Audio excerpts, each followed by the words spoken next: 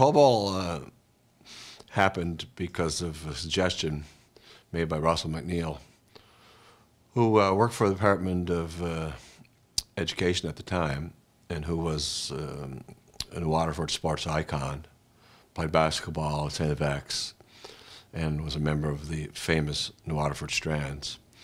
And after a game in 1980, when I was coaching at Beck, I was going to my car, and he had been at the game, and he came over to me, and we were just shooting the breeze, so to speak, and he said, "You know, Lowell, what would go good in this town?"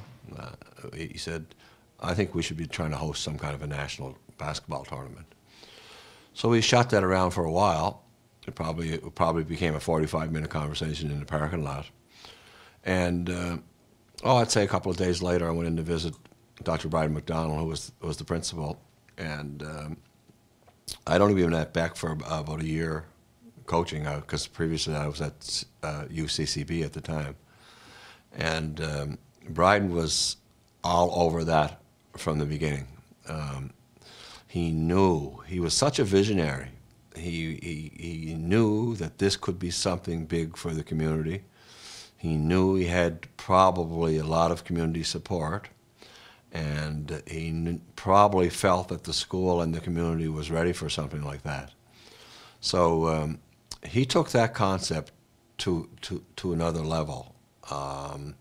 And as we got going, it became very clear that this had to be a community school project, equal partnership, but that the community was going to be the driving force on whether this tournament was going to be successful or not. So we started by trying to get our most influential people from town and support them with people at the school who had certain abilities and who were also sports-minded, but were also connected in the school. So the first board of directors for that for that tournament were some of the key people were Donnie Blackwood and Martin McPherson, Dr. Clive McDonald, Russell McNeil.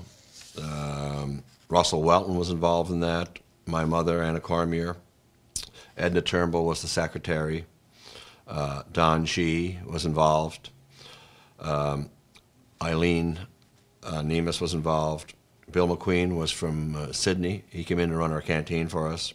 Ray Stapleton, who was up in Ingonish, now writing lots of letters to the Cape Breton Post on behalf of the statue. He was involved, very involved. Bram Swartz, Gary Burke. Buzzy Connors was representing the town. Ross McQuarrie was a school teacher. Frank Ongo was involved, ex officio. He was the chair of the school board. Jerry March was ex officio. Mark McPherson, I think I might have mentioned him before, he was instrumental. And of course, the incomparable Ray Bozo Steele. So we had the doers and the shakers and the people with influence in the community. And I guess we worked on it for about 18 months. You know, a lot of hurdles. Probably the biggest hurdle would have been meeting with the school board, trying to impose upon them that this could be a big thing. They were reluctant, just like any school board would be, really. In fairness to them, it took a long period of time to sort of soften them up and get them where we wanted to be, and one of the big things was to allow the students, the visiting players, to stay in the school. That was pretty well unheard of, but still probably unheard of. And once we got that through, and then we could really get into planning, because we were at the permission stage then, sort of. Even though we had a strong, influential board of directors, if the school board didn't buy in, it's an academic exercise. So we got the school board on, and then we really went. Once we had that permission, it was like crazy. Then Bryden's confidence grew. His dream was, you know, coming closer to fruition. Actually, it was Russell's concept, but Bryden made it his passion and his dream. And the leadership we had from Bryden and Jimmy Kavanagh. Bryden was the guy that was a visionary. He could articulate it. He could sell it.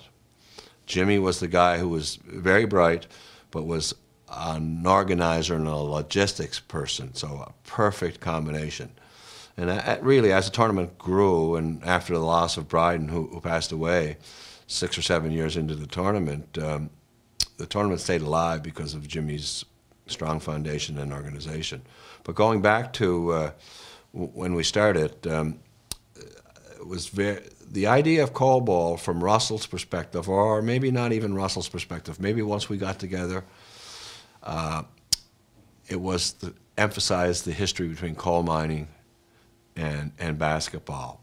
And at that point, up to that point, there would have been 3 Canadian Championship basketball teams in New Waterford. The 1939 Central Juveniles that won the Canadian Championship. I think it was the 46, 47 Strands that won the Canadian Championship in senior. And the Central Juveniles in 1961 won a Canadian title. So we had the basketball history, and I was trying to develop a program here, and to me that was like, this is crazy. If we can get this tournament going, this is going to make every kid in New Waterford want to be a basketball player. So that really helped with getting the tournament like that. And we also had huge mining history. Little did we know that mining would somehow leave our history. At that time we didn't, that wasn't obvious. And through Bryden's influence and persuasion, we got the Cape Breton Development Organization on board, and Steve Rankin was the chair of DEFCO at the time, and he became very involved, at least from a support point of view. And then a guy by the name of Wayne Antler succeeded him, and then we had access to all kinds of support and a nice cash flow from DEFCO. They didn't underwrite the tournament by any means, but they were a substantial sponsor, and they had a lot of money into this project. Because when you realize it started, we probably spent in our first year in 1982 $60,000. So over the years, the tournament for 35 years has run between $50,000 and $70,000 budget, a significant amount of money for a small community. But anyhow, getting to that, back to that first year, we've been planning for quite a while, and now it looks like it's going to happen. Dr. Clive McDonald was in charge of getting teams. He was working really hard to get teams from across the country, and we were sitting down sometime through the planning process, and I was charged with the task of just pinpointing how many spectators we could expect, and how we could translate that, what would that translate into dollars based on how much we could charge per game. So we came up with the idea of selling tournament passes. I'm not quite sure. I think it might have been $10 then. It could have been $15 for adult. But we decided we were going to do that, and I said, well, the most I would expect would be about 500. If we could sell 500, that would be like a third of the gym. That would, pretty well be as good as we were going to do, right? So once we start marketing the tournament, and once the word got out, we put the tickets on sale, I think around Christmas time, just before Christmas, and wow. I don't even know if we knew what the capacity of the gym was. Certainly wouldn't be able to do that in this day and age, but like we sold out with tournament passes before the tournament started, and opening night, I can remember poor Bryden out there trying to calm down the people who were lined up, who thought they were getting into the game. And we had some of our finest citizens, very influential people, who had come in and got in line to watch the game. And Bryden's out there, and probably a few other board of directors. I was probably coaching. At that time, the game was probably going on in Beck's first game. And Bryden is saying to these people, this gym was sold out. All the tournament passes are gone. Nobody can get in. And there was about, I'm saying conservatively, there was about 1,500 to 1,800 in there, packed in like sardines. It was amazing. We had set up. We knew. It's like not like we didn't know. We knew how many tickets we sold, right? And so we had seats out any place there could be a seat. There wasn't bleachers on both sides. There was chairs all over the gym. There was extra bleachers brought in from recreation. We had bigger bleachers then. There was not as many fire codes, and there was no aisleways up on the bleachers. It was insane. The gym. What a great place to play basketball, though. It was insane. And so after that, for the first 10 or 15 years, the tournament was sold out every time before it started, because what better advertisement can you get for somebody trying to buy a ticket the next year? Well, listen, you know what happened last year. So that's what happened the first year. But like, the organizing committee was so strong and so smart, and we had so many creative people, and there was a lot of talent in New Waterford for organizing and scheduling and dreaming and knowing what people want and knowing what visitors are going to expect. And everything was going along great leading up to the tournament, and then boom, the first day of the tournament. I remember I slept here on Sunday night with the team. Got up on maybe 6 o'clock because I had to go home and get ready to go to school and teach. And I got outside, and it was insane. It was about 25, 30 below. I don't know what it would have been with the wind chill, but my car was frozen solid from the outside. It took me a half hour to get in. Got home, and on the radio, no school. And that happened for 2 consecutive days. But about an hour or two after I got home, I got a call from Bryden. We had a major issue at the school. There was a flood. One of the teachers had left their transit open on the 3rd floor, and I guess around 7:30 or 8 o'clock, boom, the sprinkler went off.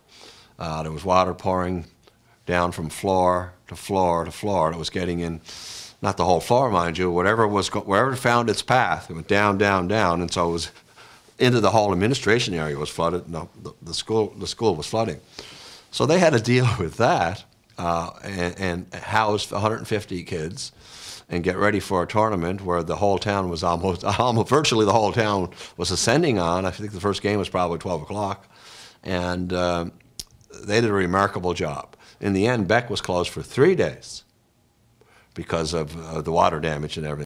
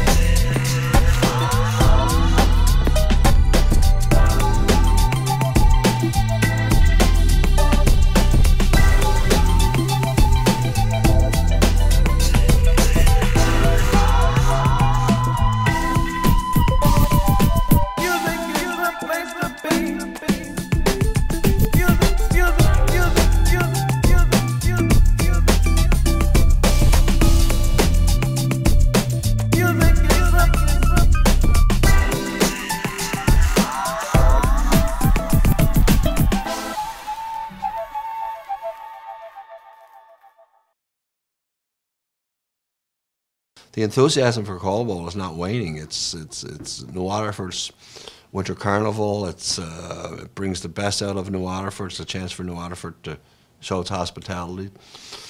But through the years, one of the common denominators seems to be, with Caldwell, it's either very cold weather or snowstorms. I can't count the number of snowstorms I battled my way out of this Brenton Education facility, and most times I didn't get my car home. Most times I parked it at the hospital. Maybe I shouldn't really say that on air, but I did, and got there. Other times I couldn't get out of the parking lot, but it seemed like every time you left a championship game on the Saturday, you were battling the snowstorm. There was all kinds of snowstorms at the beginning of Caldwell and during Caldwell where schools was canceled, and that's really kind of comical because even in the first year when school was canceled, it didn't affect the gate. Well, maybe I shouldn't say the gate; it was sold out. It didn't affect the canteen because people kept coming. They were coming regardless. People were the place was full. It wouldn't matter what the weather was. People were walking. I know people that even got rides up here in the town plow. Now, I won't mention the names of those people. I certainly don't think you could do that with the Cape Breton Regional Municipality, but that was just New Waterford being New Waterford. But anyhow, I remember in 1992, Riverview won the tournament, and major snowstorm. So Riverview, a lot of the teams had to stay because they were going the next day anyway. It didn't matter. Our guys were able to walk home, but Riverview team stayed that night too. They would love to have been gone home, but they'd stayed that night. But about 50 of their fans stayed. They couldn't get home, and 50 or so of their fans camped in this building.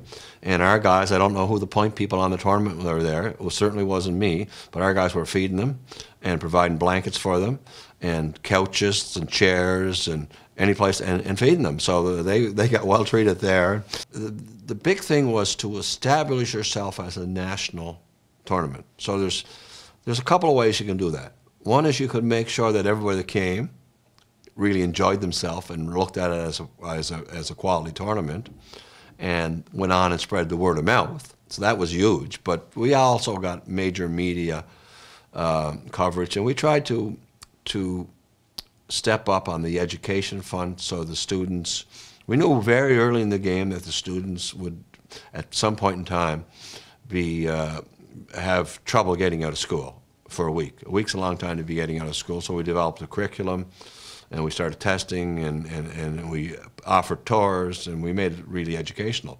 But along the lines of promoting the tournament, we decided that we'd try to get the best quality guest speakers that we could. And for the first 4 or 5 years, we had the finest guest speakers in the country, and some of them were Americans, so we compete with the U.S., any U.S. contingents on tournaments. We had Jack Donahue, who was the coach of the Canadian national team. He spoke the first 2 years.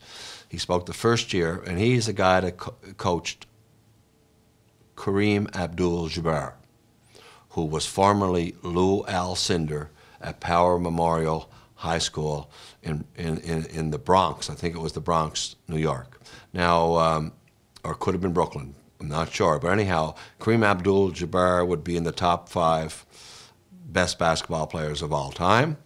Donahue was a renowned after-dinner speaker, and he spoke at the first banquet and did a clinic here for coaches, and he was really well received. He was a very funny, top-notch guest speaker. Unbelievable.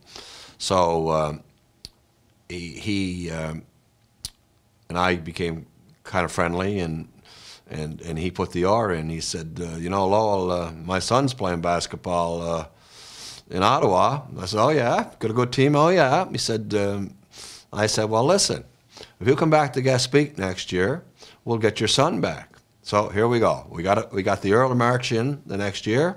Jack Donahue was our next speaker. Now we'd heard Jack, but all the other teams, we had 9 new teams in here, so they hadn't heard Jack, and so they loved Jack, and Jack's son went home with a championship trophy because they're the guys that beat Tech Fock in that 4 overtime game our second year. So that was interesting. And then we followed up with we had Nancy Lieberman Klein. At that point, Nancy, because we were trying to program for the girls too, and Nancy Lieberman Klein was at that point the greatest female basketball player of all time.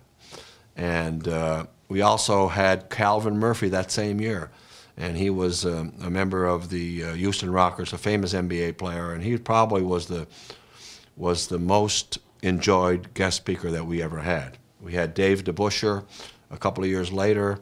Dave DeBuscher was one of the only guys to play Major League Baseball and basketball.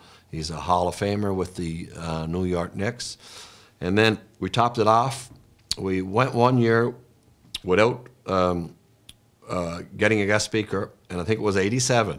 I'm pretty sure it was 87, or it could have been 90. I'm not sure. It was I think it might have been 90 for the 10th anniversary. We got Oscar Robertson, one of the greatest basketball players of all time. Oscar Robertson, they talk about triple doubles now. Triple double is triple digits in rebounding, assists, and points, or you could have a combination of steals in there. And a triple double might occur 7 or 8 times a season now with the very best players like the LeBrons and the Steph Currys in them. Oscar Robertson averaged a triple double for a whole season in the 80s when he was in the NBA. So in other words, he averaged over 10 rebounds a game, he averaged over 10 assists a game, and he averaged over 20 points a game. So we had him here, and that was a big selling point for our tournament going forward, because the word of mouth was out there now. Hey, we were really established. All throughout the tournament, we tried to keep New Waterford history alive, and the first couple of years we honored those Canadian basketball squads, and every year since then we honor a team that has done well in the community. And so what we did, we started by doing all basketball teams, because there was an amazing amount of basketball championships that came to this town, and high school and at the senior level. So we pretty well exhausted all of them, and then we started deciding to honor soccer teams and hockey teams and softball teams. So right now we still honor teams, and it's a big to-do for these teams to be honored at Cobalt. We also, from I think the very beginning, did division chairs, and we started honoring different divisions for people who. It started out for people who had a basketball background and made significant contributions to basketball, but it ended up being people who were influential in any sport and who made contributions to New Waterford after we ran out of the basketball things, you know. So we did all that. Actually, a friend of mine came to this tournament. There's probably 2 legends in this tournament. If you talk to people about this tournament, one would be Frank Baldwin, who was director of basketball in Nova Scotia and who came down, became a friend of mine once he came to his first Cold Bowl, stayed at my place and came to, I think it was 19 straight Cold Bowls before he passed away. He loved the hospitality. He was a former great basketball coach at St. Mary's. He was administrator of basketball in Nova Scotia, but even after he retired, until he passed away, he came to Cold Bowl every year. Frank knew more people in New Waterford than I did, and I'm not joking. He did, because he was very sociable, very sociable. And then, really, in the early years, a standout at this tournament was Lowell Cormier. When Willie was here and we used to wear the big leather jacket with the fur collar and the hat, the kids just used to love Willie. All the visiting players loved Willie. So those 2 guys stood out over time. It's a big thing to ask a coach to come to a tournament and stay with his team for a week in a schoolroom, and they might do it once and enjoy the tournament. But over the years, I think the thing that brought most coaches back was, yes, it's great for the team. It's a tremendous educational experience for the kids, and they play in a packed environment. So basketball-wise, there's no better, but we really treated the coaches well. Our hospitality for coaches was off the chart. The coaches, the way they did things here, they're so well organized. They had supervision around the wings where the kids were housed. The kids were always safe and well behaved and in their dorm rooms, and the coaches could go out and be away for part of the evening after the games, and that was a big thing with coaches. That really helped bring coaches back, and coaches, invariably the hardest thing for this tournament has been, I think, saying no to teams, because once we started going, and once the coaches came here and had such a good time, and once the teams really liked it, there's coaches that wanted to come back a lot. And the line to me was always, hey, Lowell, 3 years' time we're going to have a good team. Can we get back here? Lowell, my son is going to be playing in a couple of years. Can we get back here? And over the years, we've had coaches that have been back several times. There's nobody back more than Guy from Quebec, and he loves it, and he's been a great ambassador for us, and he has actually been very influential in getting us Quebec teams. He's almost like our broker in Quebec. But the trade-off is I always got to get him back here sometime. So he's probably been here 10 times out of 35 years. But it's a good marriage between Cobol and Guy. The volunteer aspect of Cobol is one that separates it. You can't run a national tournament like this without quality volunteers, and you need quantity too. So I think we might have started at 250, and I think at times we got up to 300. We might be there still at 300. We have a lot of volunteers that really dedicate themselves to this tournament. Some over the years have taken vacation to work at this tournament. They feel a part of this tournament, and they are a part of this tournament, and Cobol is big in their lives. The Waterford people are not afraid to volunteer, and they're not afraid to work, and they're not afraid to be friendly to people. Like that concept, well, I don't know when we got that concept of assigning buddies to coaches. That's ingenious. Whoever came up with that concept, that's a tremendous concept. So they have somebody that basically adopts them, these coaches, and takes them around town, does their laundry for them, takes them shopping, takes them out on hospitality nights, drives them home, takes them to their home for suppers. It's like that stuff. We started that buddy system early, and that was tremendous. You know, the referees are a big part of this tournament. It's hard for me to say that with my history with referees as a competitive coach, but the referees have been a big part in this tournament. Really, Gary Burke in the early days was an unsung hero. Gary Burke did an outstanding job of organizing the referees for this tournament. He did an outstanding job of training the minor officials. We had the best minor officials in the country. We had better minor officials here when they were grade 10 and 11 and 12 students than they had at universities. When Gary Burke was training them and getting sometimes the brightest kids to volunteer and go down there, for the first 8 or 9 years, we had the best minor officials in the country. We still have good minor officials. But back then the game was more complicated, and Gary was sitting behind them when he wasn't refereeing. It was tremendous. He deserved a lot of credit. But the referees came, and we put them in the school. That was unheard of. The referees had their own room in the school. They were building it like the kids, but it's separated from the kids. And we had referees come from different parts of the country. We always had a mainland contingent, and we supplemented it with our best local referees. So we married that together, where we had our best, some of the best across the province and some of the best across the country. And there was a real fraternity there from referees. And we had referees that came over and over and over. We still have referees that come over and over and over. Nick Morash was honored.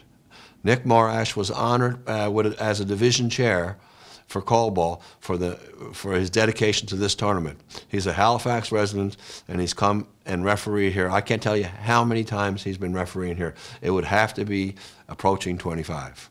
And he's been back. He comes back every year. And Frank Baldwin was honored with a division chair. They're outsiders. They're people that are not in the Waterford people, but we recognize their value to the tournament and how much we appreciated what they contributed to the tournament. There's all kinds of funny stories around coaches' hospitality that I can't get into. There's all kinds of funny stories around the referees. One funny story, there was a guy by the name of Len. I can't remember his last name. Good referee. He came first 4 or 5 years, and they're getting ready to throw the ball up in one of the games in the evening. Place is packed. No Len. Can't find Len. They can't find Len. So the game's being delayed. People are looking over, waiting for him to come through, where you come through from upstairs and down. One referee's out there. Gary Burke's running around, scrambled. Nobody can find Len. He was locked in the bathroom of Gary Burke's office. He went to the bathroom, got locked in there for about 20 minutes, couldn't get out. The game was delayed. There was kind of a monkey on our back here because Beck hadn't won the tournament. It was I coached for 20 years here, got to a championship game, got to a couple of 3 or 4 semifinals, won some medals, finished second in '87. But we just could never win the championship game. So over the years, it was always, oh, Beck can't win, Beck can't win, Beck can't win, And then in 2009, I can't say our boys of summer because I guess they are our boys of winter. In 2009, lo and behold, Beck won this tournament. They won it in thrilling fashion against Colonel Gray from Charlottetown. Unfortunately, I wasn't here. I was over with CBU in the island. I watched the game on broadcast through the auspices of Crew Production, it was exciting. I was really excited. I was like on pins and needles watching that game. The place was going nuts. You could see it. It was just insane. So the boys, our boys of winter, then I have their list now because I don't want to leave anybody out. The guys that did it were Jonathan Donald, Christian Roach, Brendan Leadbeater, Stephen McLeod, Kyle McDonald, Colin O'Rad, Francis McPhee, Adam Welton, Ryan Barry, Taylor McClellan, Cody Muse, Tyler Matheson, Tyler Bishop, Jeremy Piavazan, and Soren Henkel. And Darnell Young was the coach of that team, capably assisted by Dennis Hodder and John Guy Demeter. And John Guy Demeter is now our coach, and he's developed a good program, and he's been very competitive. And our teams have come close over the last number of years. That team was special. They were a great high school basketball team. Players like Kyle McDonald, Jonathan McDonald, Stephen McLeod, and they had I don't know what you call it, a recruit, I guess we're going to call it. We had an exchange student who came here from Germany, and he was an excellent basketball player, Soren Henkel. I'm not sure if I'm pronouncing that right, but I watched him play during the year, and yeah, this kid's pretty good, not bad. But I don't know. I think he liked the crowd because when he got in that tournament, I thought he took that tournament over. He was very impressive, very impressive. All the guys were good. The 4 I mentioned were probably their better players. I'm going out on a limb there because some of the other players who became better later were younger, and so they might have been only in grade 10 and 11. But this guy, like, he had a tournament and a half. And the other thing about this tournament, and people don't realize this, we were probably the tournament that adapted to the way the internet was going and the way the social media was going. And we were probably the first tournament in the country to go live stream. We did some other things around computer software and posting games. I remember we had a sort of a video still camera on the center court one time. and we were posting scores as they happened online, and then we got into actual live video streaming, and like this tournament sent the bar in the country. It still does that, and it's a tribute to Ray McClellan and crew production. Great partnership with the tournament and the school, and you know we get, I don't know how many hits a year, 10,000 hits a year from all over the place, China, all over the place, United States, people that are former Cape Bretoners, England, all parts of Europe. It's just, it's been sensational. And the quality gets better every year because now we're into HD streaming, and now Mr. McClellan has kids broadcasting remotely from a booth, and we got people sending in their emails, and we're posting comments online. But this tournament was ahead of everybody. Universities, everybody in the country, this tournament was ahead of them. And other people are starting to catch up. The universities, there's no high school tournament catching up to this. So that's been a big plus. And when you think that very early in the day, we had people watching their teams, sitting home, having school assemblies in British Columbia, in Winnipeg, in Charlottetown, having school assemblies come into the gym to watch their kids play on a live feed, we were way ahead of the game. Well, after 35 years, it's a tremendous testament to the community that we could be able to continue this kind of a basketball tournament and not cut any corners, and to have a $50,000 to $70,000 budget year in, year out. I mean, we've obviously had very, very good support from our corporate community, and you know, and Cape Breton is not the best economically, but people find a way to support Cobalt because they know the value of it to the community. And over the years, I mean, how can you go 35 years when people still flock in to every tournament? The championship game is still so exciting. At the end of the championship game, our elaborate closing ceremonies are as well attended now as they were way back then. People hang around. So really, the tournament is a strong testament to the fabric that makes New Waterford what it is. And each year we give out Shining Star Awards. I don't know, for the last 10 years we might have been doing that. And they're the individuals or groups that have really helped the tournament and stood out, sort of thing. And so I think a couple of years ago we gave it to the KOC because the Knights of Columbus were, and still are, they're still sponsoring that banquet.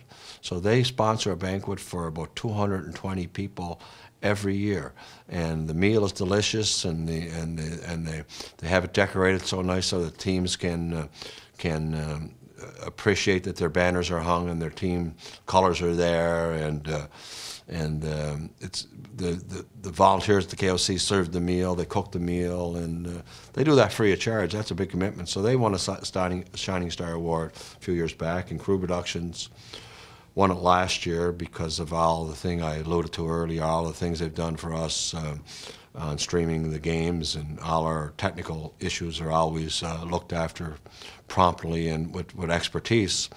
And this year's 2016 Shining Star Award is going to the community of New Waterford, because really there is no other place in this country where you could have run this tournament and have it successful like it is.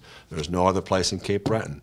New Waterford is the only place that this could have happened, and it's a testament to the people of New Waterford. And this broadcast is sort of before the tournament. I can't wait to see how that looks when they present the Shining Star to the community of New Waterford.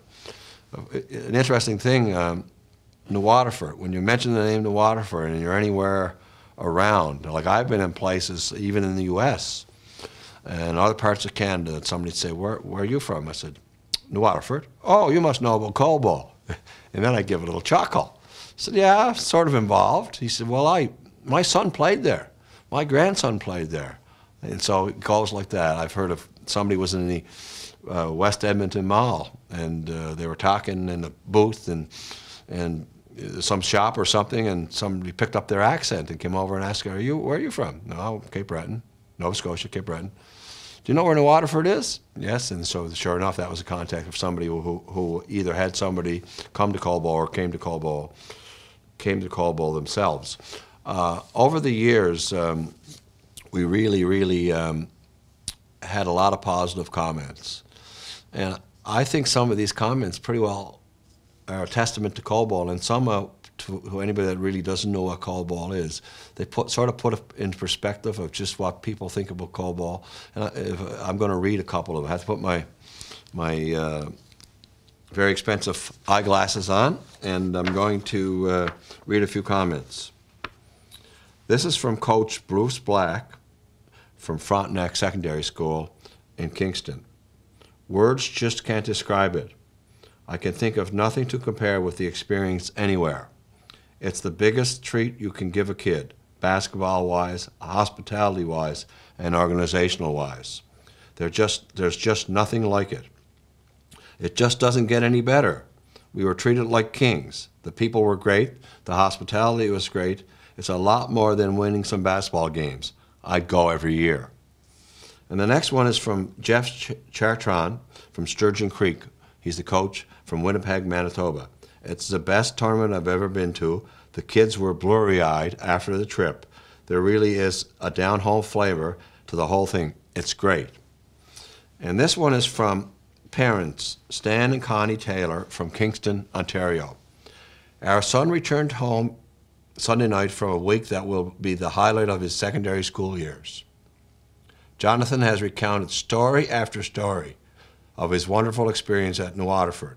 The friendliness and the generosity of your community has been a common thread throughout his recollections. And the last one I'll read is from Coach Bill Lang from Kelowna Secondary School in Kelowna, BC. The Colball is what Canada is all about. Canadian boys from the Atlantic and the Pacific playing a Canadian game and learning much about the tremendous themselves and others, culturally, socially, and athletically.